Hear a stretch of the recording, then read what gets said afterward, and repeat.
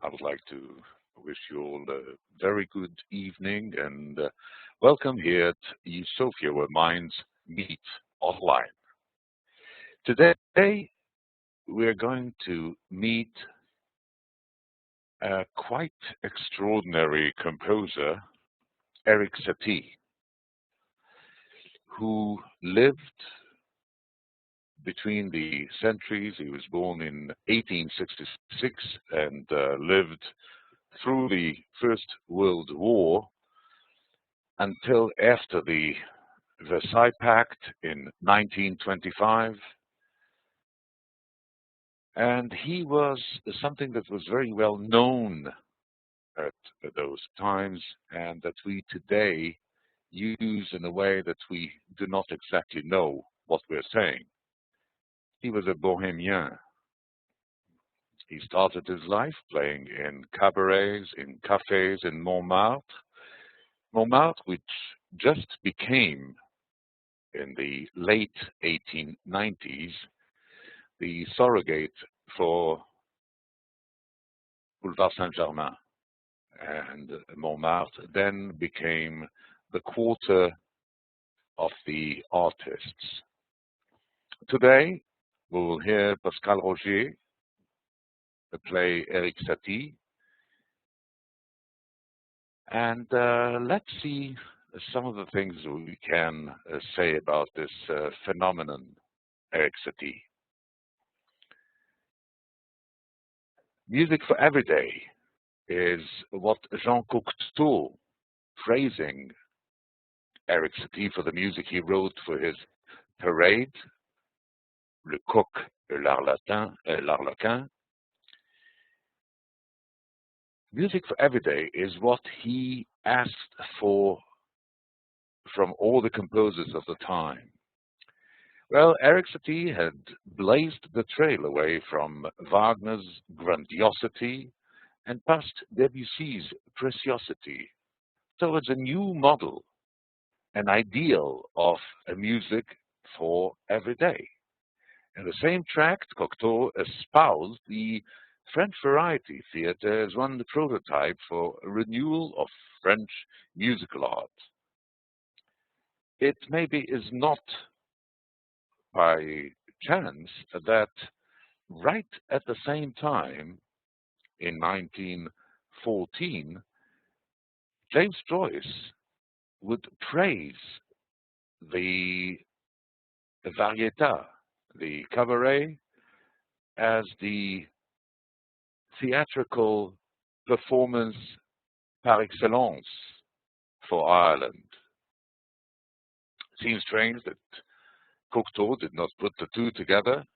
In other words, the French musical art and the genius of Erik Satie. To the young musicians who would later band together as Le Six, we'll talk in a second about who they were, big names, all of them, and to anyone else who cared to listen, Cocteau posed discrete alternatives. And he told them, either you seek inspiration in popular sources, or you follow the example of Satie. Never follow the model of Satie, because he worked for many years as a popular musician, and his career demonstrates how a composer can bridge the gap between the popular and serious arenas. And of course, Cocteau was very, very famous for having always held his nose right up in the air. Just for footnote, Henri Collet, the critic, named the group that was made up of Arthur Honegger, Darius Milhaud, Francis Poulenc, Georges Auric, Louis Duret, and Germaine Taillefer, le groupe du Six. Their music represents a strong reaction against German Romanticism, as well as against the lush styles, sometimes termed Impressionism, exemplified by the work of Claude Debussy, whose Le Maire we all know, Most of Le Six were inspired by the iconoclastic music of Erik Satie, and they benefited from the promotion of Jacques Cocteau. The group was only active as for a couple of years. Well, whatever the reasons for Cocteau's reticence on the point of choosing Satie as a model, one key that opens many doors to understanding of Satie is his long-lasting involvement with the popular entertainment offered in the Parisian cabaret artistique and variety theater. The latter was also called café-concert or music hall, depending on the pretensions of the individual establishment. The son of a publisher and a composer of popular music, Erik Satie began to frequent cabarets at the age of 21 in 1887 and worked sporadically as an accompanist in several of the houses. Most of his early compositions and writings reflects a determined effort to cut an audacious figure in the cabaret milieu.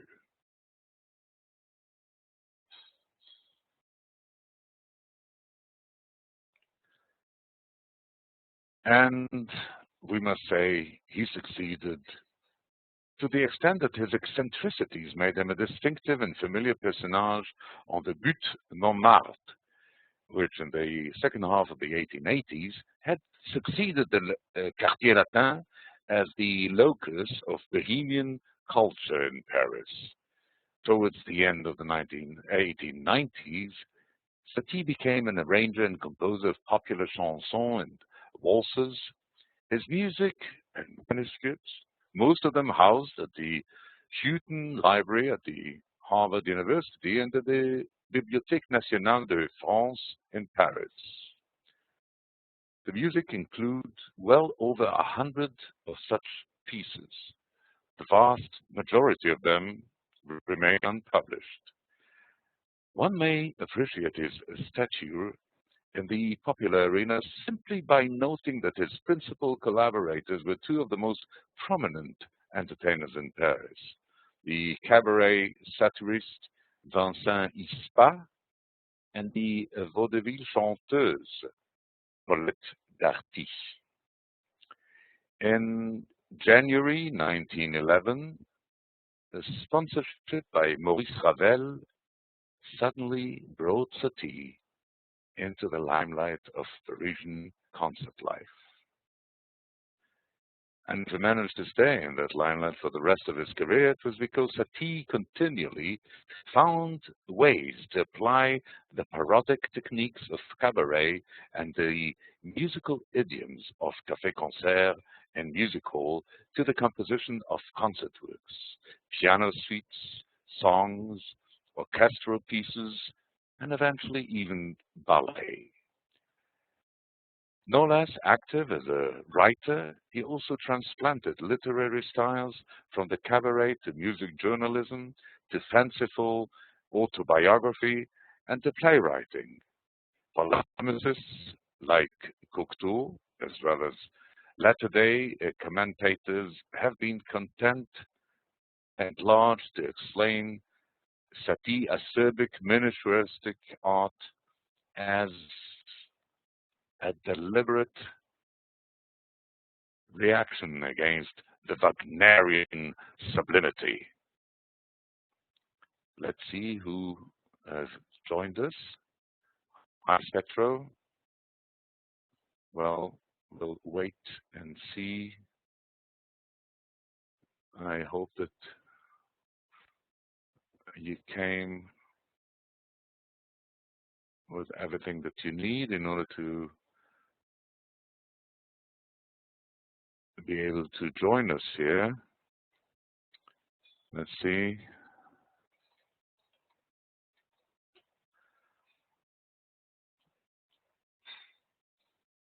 Can you hear me, Spectro? I think you might have a problem with the. Yes, I hear you. Okay, okay. Fantastic. So let's continue.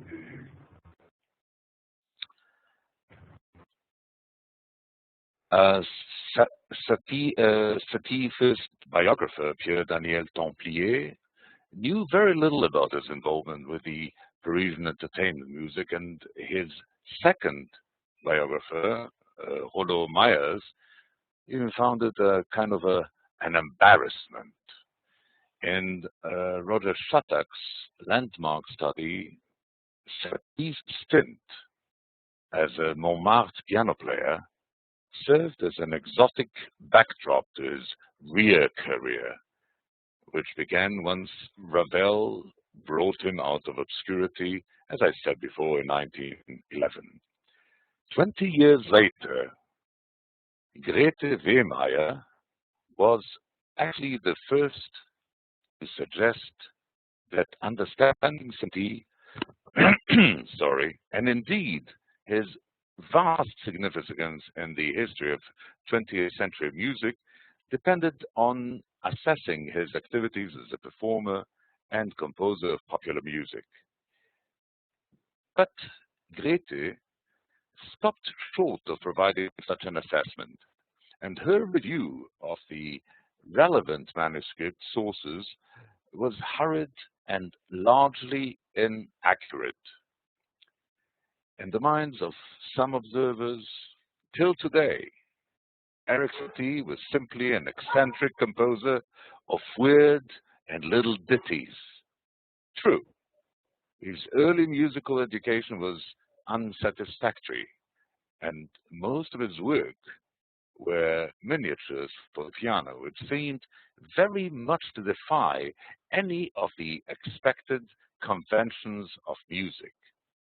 Although learning to know Erik Satie better, we'll find out that he did it despite and in spite of his knowledge and his erudition. He should not be dismissed too hastily, because his ideas were to have a profound influence on many musical developments over a broad time span, and foremost among those composers influenced by Satie, like Debussy, the French composer Ravel, and Stravinsky. Although let's not forget that it was Ravel himself who actually brought Satie to the limelight, so to speak. In his 40s, Satie made up for his earlier lack of dedication to formal studies when he joined the Conservatory of Paris and dedicated his time to study with Dandy and Roussel, the two legendary composers and teachers of the time, and he passed the exams to be admitted with distinction and very, very easily. Nevertheless, he was always well acquainted with the music of composers past and present, and did not like the large-scale romantic trends that was led, of course, by Wagner. For a while, he earned his living playing the piano and accordion in bars and cafes in Montmartre, where he also wrote a number of popular songs, which were popular at the time and who, alas, are almost lost to us today. The picture we have of Satie then is of a man as someone who was pointedly independent, rebellious, ruthless, and scathing, a bohemia. He observed life with a wit frequently thick with satire and parody, yet underlying this, he appeared to have a philosophical, deeply spiritual side. He joined the Dadaism. He became something of a celebrity among other composers, notably, as I said, Debussy, the famous Lucis, including, as I said before, Georges Auric, Poulenc, and Darius Milhaud, to whom he was very supportive. He remained the avant-garde father figure until his death from cirrhosis of the liver. suggesting a lifestyle of overindulgence in alcohol. Here is a sketch, a painting by Pablo Picasso of Erik Satie. This dates of 1918. Satie's music seems to mirror his multifaceted nature. On the one hand, it is outwardly simple, straightforward in terms of harmony, using short melodies with but a little development, even repetitive at times. He used unusual scales, such as the old form of the mode and others of uncertain origin that suggested folk tunes from different parts of the world. Yet behind this outwardly simplicity is something different and very much thought-provoking.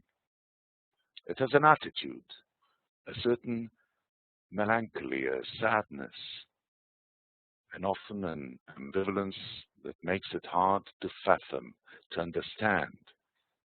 Or maybe it allows a different interpretation by both musicians and listeners.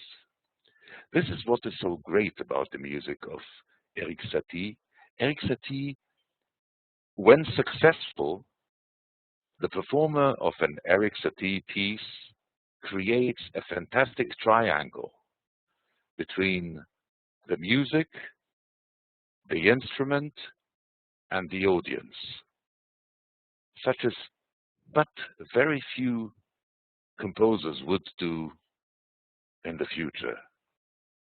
The ambivalence was enhanced by the strange instructions that he wrote with his music, like, when you play, wonder about yourself, or, here, open your mind.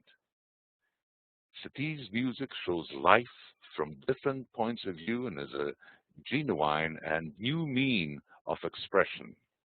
Satie demonstrates his non-conformist attitude, and he mocks at his critics and the pretentiousness of the other composers by giving some of his works ludicrous titles such as True Flabby Preludes or Three Pieces in the Shape of a Pear, or even Desiccated Embryos. Tonight, as I said, we will listen to Pascal Roger, who in later years, 7 years ago, married Ami Roger, a Japanese pianist, and they tour the world together.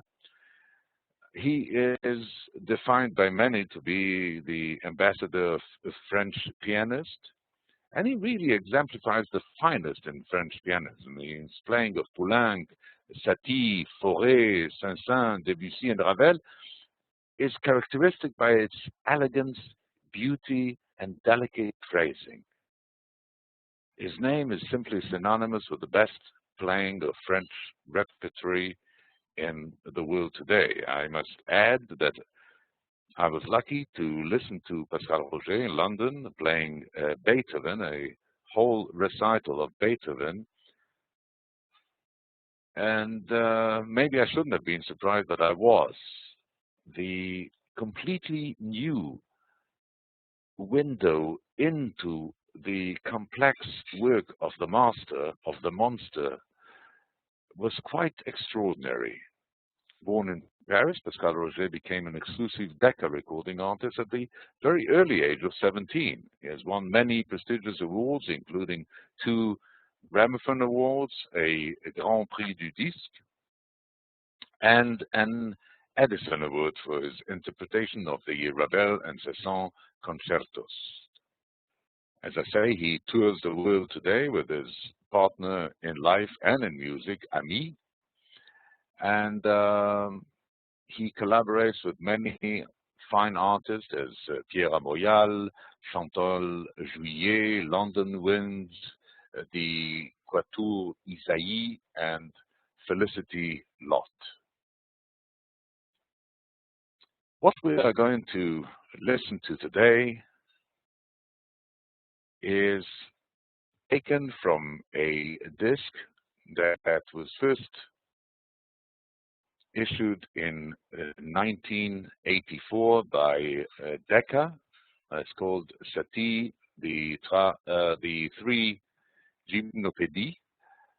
By the way, Gymnopédie was the name given in Sparta for games that were always held in July and that came to celebrate the dead. It was games for the dead.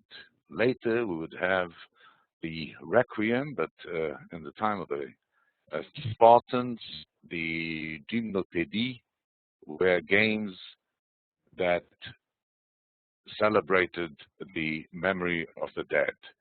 Spetra, let me just go and run quick through the music, so when we get there, we will all be able to listen to it together.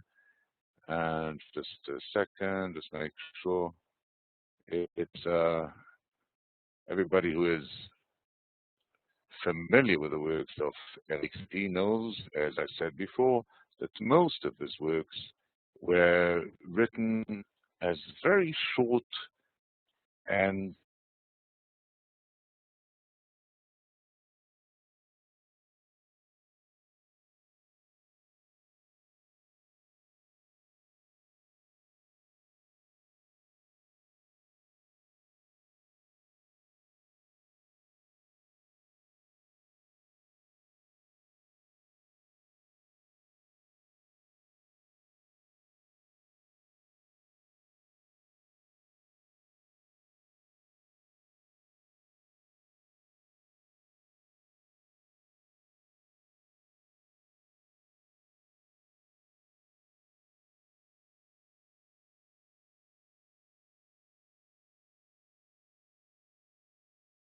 repetitive and incredibly deep and articulate pieces of music.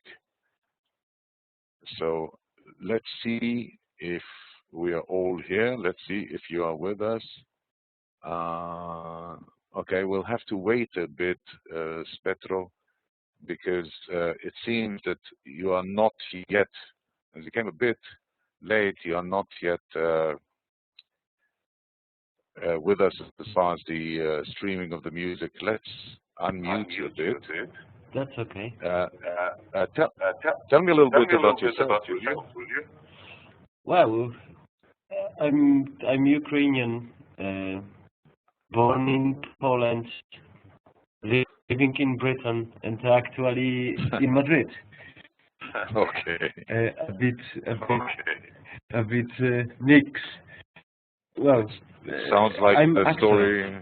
Sounds like the story. Oh, okay. Sounds like a story of the 20th century. 20th century. Well, in this Europeans time, moving. probably most of the people in this times become New Age nomads. You know, moving from one place to another. Yeah. What kind of theater do you act in? Usually based on Reduta, based on Grotowski, Cantor, but as well I'm familiar with work of Peter Brook, Eugenio Barba. Mm-hmm. I worked with Peter Brook in Germany many years ago. And I also took a it was a seminar. For theater. I hear yes, Mr. Grotowski. Yeah, with Grotowski and Barba, yes. I hear myself twice. I don't know. I don't know. You know, I just use laptop. Maybe that is some loop between microphone and speakers. Maybe. Um, do you have do you have a webcam? Yes, I do, but I don't know application which you use, and I don't know how to switch on. Okay. It seems to me. Okay. After we finish the session today, please write me an email. I'll put my email up here. Just a second.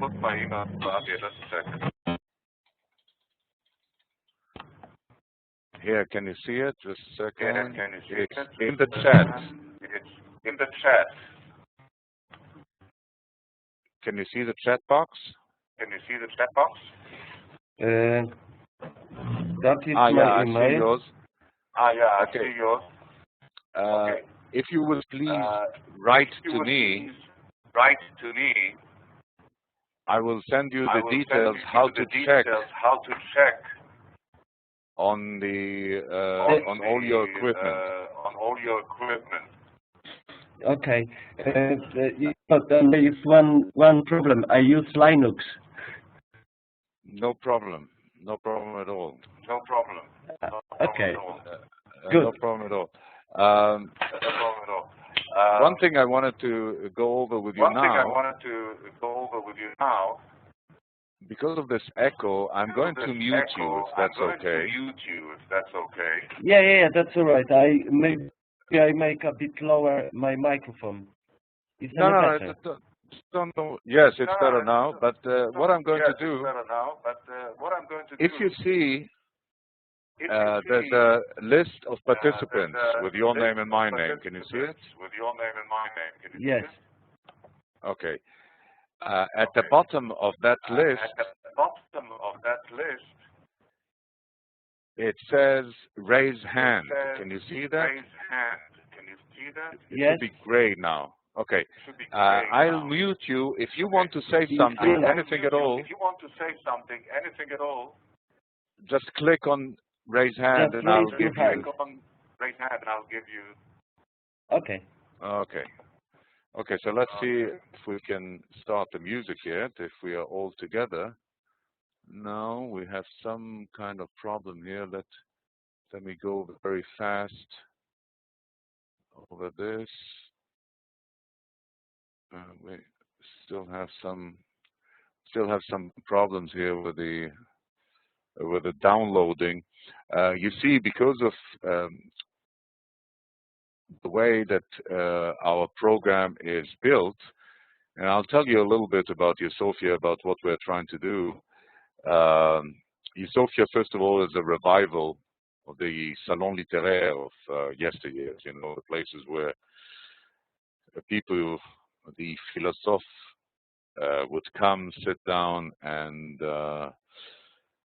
chat and talk about different things, and all the way to Gertrude Stein in the early 20th century, with people like,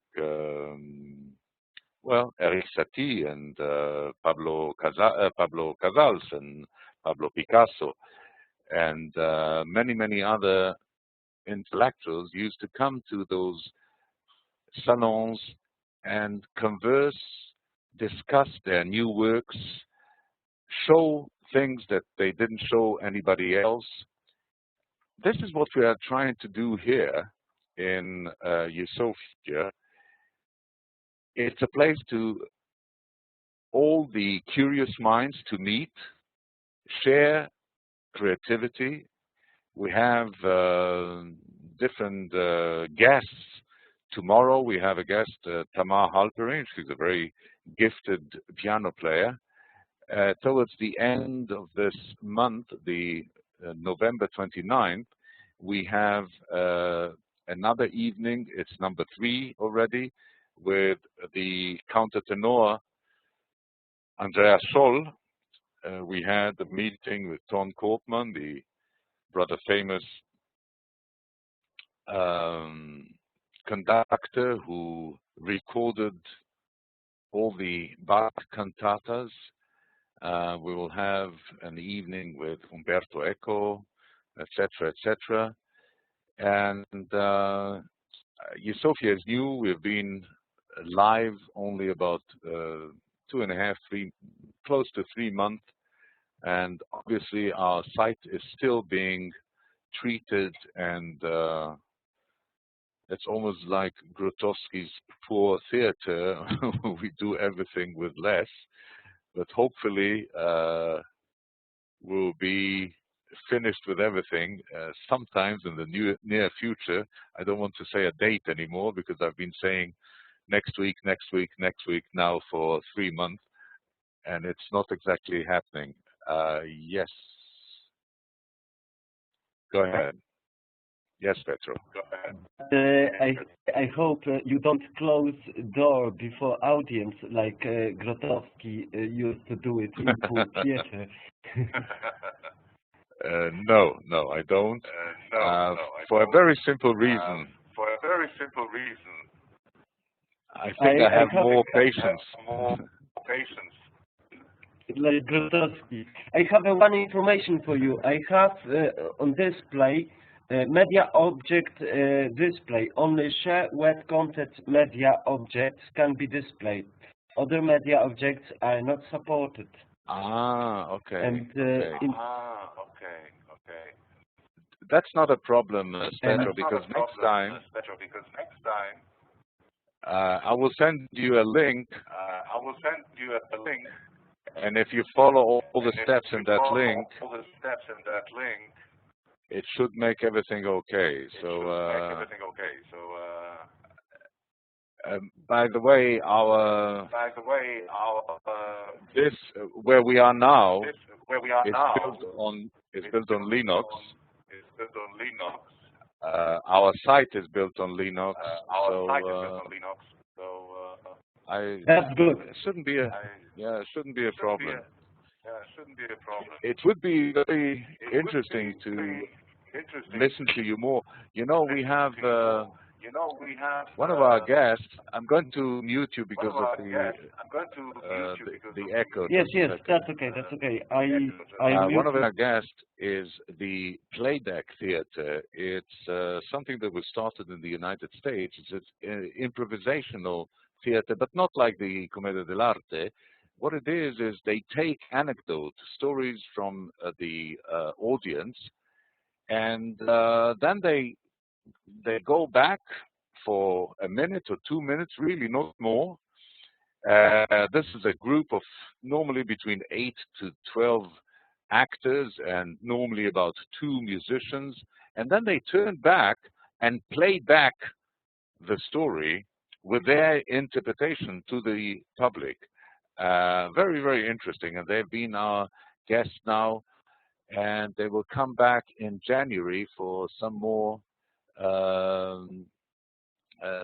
meetings, and it's quite interesting because we have actors in New Zealand, in Chile, in Israel, in the Czech Republic, and they play back themes that are given to them by the people in the audience who are also from all over the world and all here in Sofia. I invite you to come and visit our site and learn more about it, and you'll see in the coming days there'll be many, many changes. That's why I asked you earlier when we were in Soulseek, I asked you about the time, because we have something called GOIP, which is supposed to show the right time wherever you are, but it's probably doesn't work yet because you told me that the time it said 9 o'clock and it was not. It was 8 o'clock in Madrid. But anyhow, it will work in the very near future. I don't know. We have a problem here. Okay. What I would suggest, Petro, just a second. I'm going to. Okay. Will you follow me, please? I'll unmute you just a second so that we can talk. Can you see on the top here? It says It says File, Edit, View, Audio. Can you see that? Yes. Okay.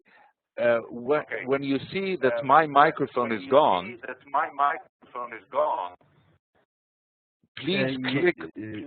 Just a second. It's not happening yet. I'll let you know. But when I switch my microphone off, you can go to audio and follow the audio setup wizard. You can only do it. You can only do it when I go out. Just a second. Okay.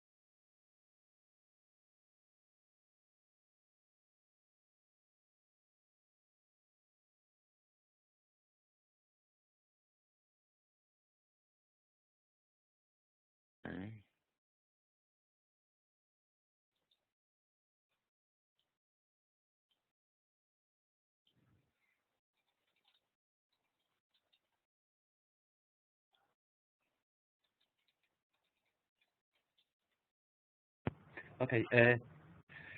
That setting was not active. Okay. It's because I was still in the conference. Look at the chat and I'll tell you when I get out of the conference, and then you can do it, okay?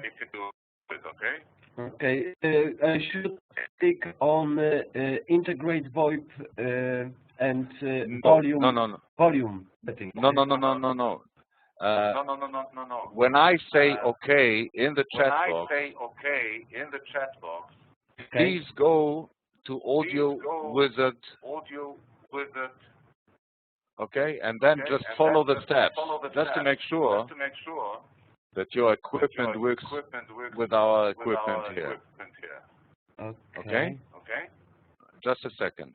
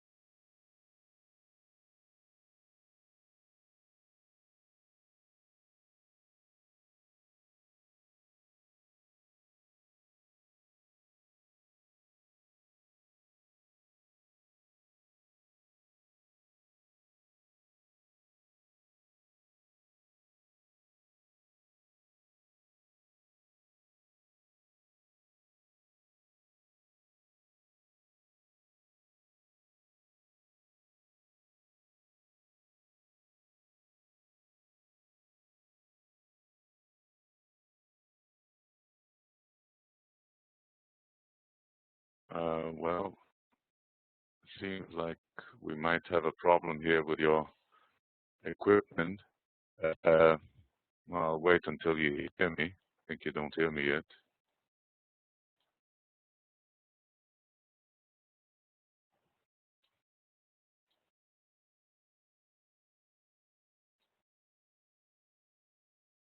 Okay, now you can hear me. Now you can hear me. Did you do the steps? The steps? Well, I didn't get into those steps. When I click on audio, I Yes. have integrate VoIP, and I have two options: save conference and volume, and both of them was not active. Okay. Okay, you don't have the audio setup with it? No. Okay, what I'd suggest is please, if you leave the room and come back, Okay. just click on the X at the top. On the That top. might, yes, on the right hand. That might help.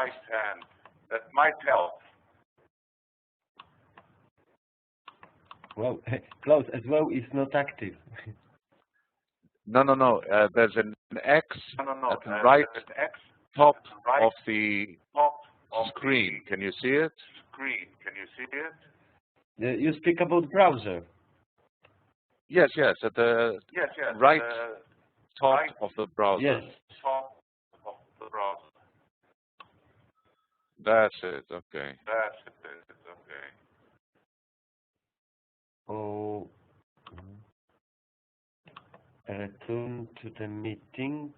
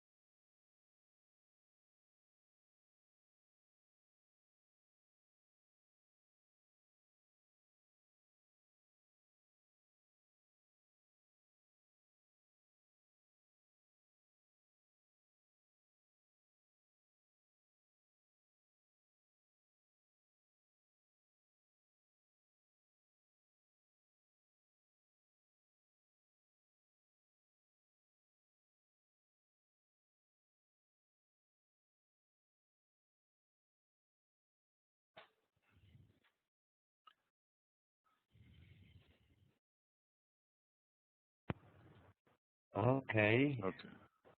Is it better now?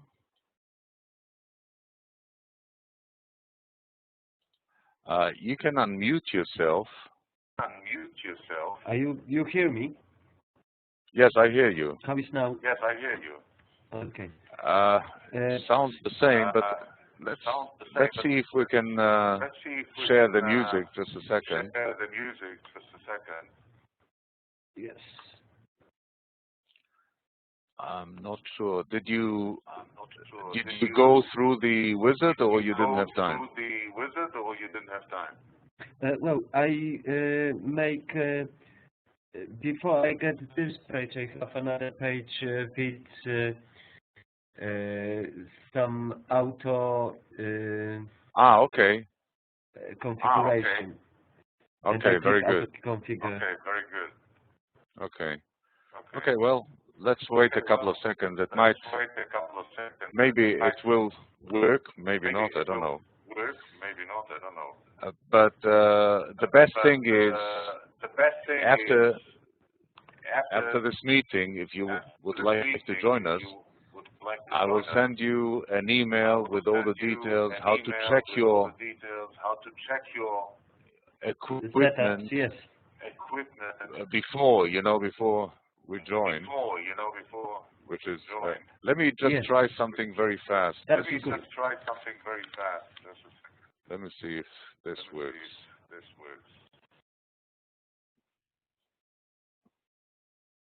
No, that's not going to work.